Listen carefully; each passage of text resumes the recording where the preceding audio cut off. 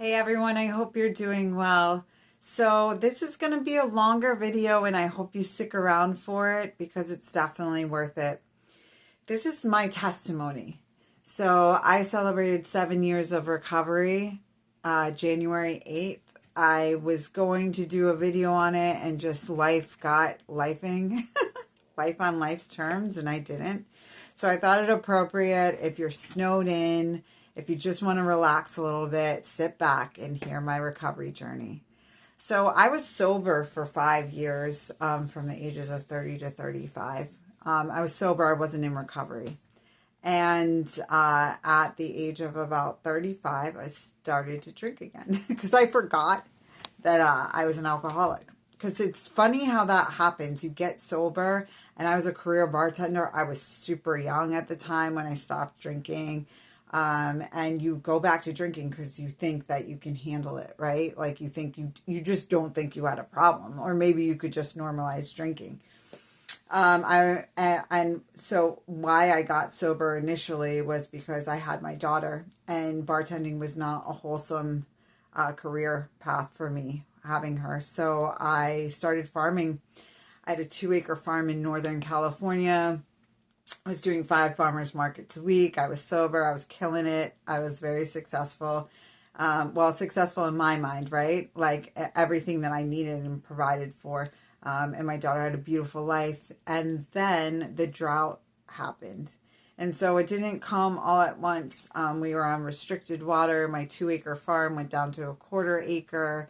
I ended up pulling from all these other sister farms to make start catering, doing a catering business, and I was doing seed preservation with a college. All this to say that then the fires came through, and at that time I realized, hey, I gotta let this farm go, right? Like the universe is telling me it's not sustainable.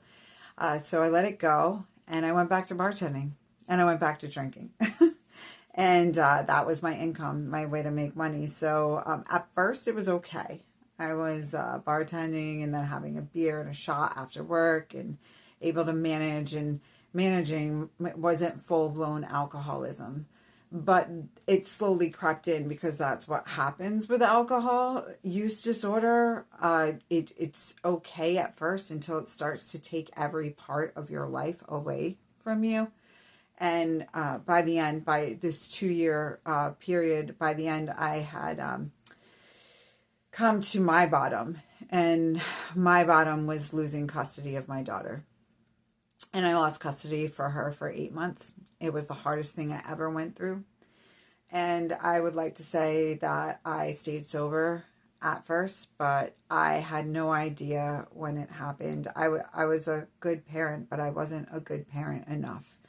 And I was doing the things, but the things I was doing weren't good enough. And I was suffering, and my child was suffering. So, long story long, I really I didn't know how to live without her. I had been a single parent for so long. I didn't know when to wake up. I didn't know how to go grocery shopping without her. I didn't know how to make food without her. I didn't know how to live my life without my daughter. It had been so long. She was 10 years old that I had been a single parent with her. So first it was complete darkness and so much hurt. And this is my mission, to help women who are in this position to get through this, because most of us do not. Most of us with addiction, alcohol use disorder, or drug addiction, when we lose our kids, we can't see the future. We fucking can't see it. Like there's nothing. Like we just want to die, and we just go heavier into substances. It was only after losing all my front teeth, staples in the back of my head, my collarbone, you could probably still see it now, is still busted open, that I ended up, in restraints and suicide watch in this geriatric unit of this hospital. That I was like, that was my fucking bottom. I wasn't getting my kid back that way, and all I knew is I had to fight for her, and I did. I fought real hard. I pissed in any cup they would give me, and that's what I told them.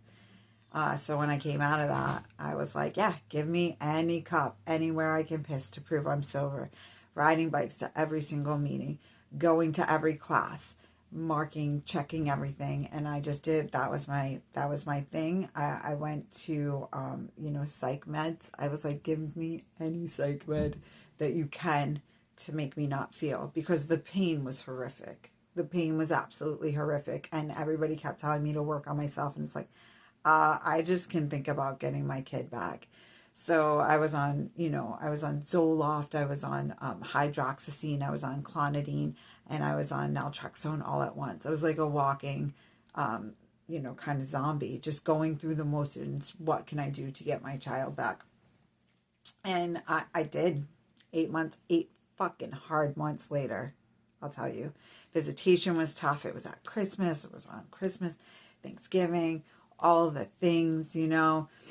And by the 8 month time, I was sitting there in front of a judge with the DCYF workers, and they still didn't want to give me custody of my child back. They were like trying to fight, and the judge just looked. I had paperwork like up to here stacked. And she just looked at him and said, there's no reason why this woman shouldn't be united with her child. And they gave her back to me. And then the work really started, right? Because nobody prepares you for that. Nobody prepares you for your child being removed and coming back, and the trauma that they experienced, and the healing, and it was profound. It's been profound, and I can say that recovery has been first in my life. So it's up here. When I first lost my child, my first instinct was not to drink. It was to shoot up. I'm 27 years clean from heroin, and I did not want to drink. I wanted dope. I wanted to get high. And I called my recovery coach, and I told him before I was going to get on a bus, and he played the whole tape through. And that's the only reason I'm sitting here telling you my story right now, is my recovery coach. That's it. And saved my life that day, because I would have been on the south side, and I would have gotten the fentanyl thing, and I would have died. That's just the story. It's a story of so many women who lose temporary custody of their children, and it perpetuates over and over and over. So here I am 7 years later. My daughter is now 17. The healing journey has been intense. Recovery is first in my everything. Before anything else, when I think about taking a job, when I think about decisions I make, relationships, all of that, situations, recovery is still first 7 years later. And I don't have to think about drinking every day. I don't have to think about dope every day. I definitely don't. But I put my recovery, and I'm aware of that, and I'm aware of the situations. And since then, I've become a holistic addiction recovery coach. I went for my certified peer recovery specialist. I'm a yoga instructor. I teach yoga 12-step and recovery, heavily into nutrition. I always have been, in alternative ways of healing. And this is where I came up with my program, of how to look at the whole person, through the lens of nutrition, exercise, community. How do we do better healing? How can we heal whole? And even if you've been sober for a while, it's like, hey, dude, yeah, let's up it up. Let's lose the weight. Let's cut the sugar. Let's be more. And there's something about coaches. Also, there's people who get sober and they just get sober, and that's what they can do. But what coaches do is they get sober, and then they're like, yeah, you know what? I'm going to help you get sober too. Because they feel that, and that's the warrior spirit. That's what it's all about. And I'm not saying I did everything that, I own my mistakes. I own it. And the real work comes, this is what recovery is about. The real work comes with why did I ever pick up a drink or a drug in the first place? Why? What made me do this? And when you start to unpack it, it's hard. It's tough work for sure. Unpacking those things. But I'll tell you what, when you truly heal, when healing is when you truly come together to that space of embodiment, there's no force that can knock you over. There's nothing there. So I wanted to share this with you. You guys, I've been wanting to share the story for you for a while. It just happens at my 7-year anniversary, and I hope this helps someone. I hope this channel helps some people. And reach out to me. Please message me. I am there. This is what I do. And it's a community. We do this together. So thank you for listening to my story. Thank you so much for being here and subscribing to this channel and being a part of this. And yeah, namaste. Be well. Recovery is it's a journey, but it's something that's so worth taking. And thanks again.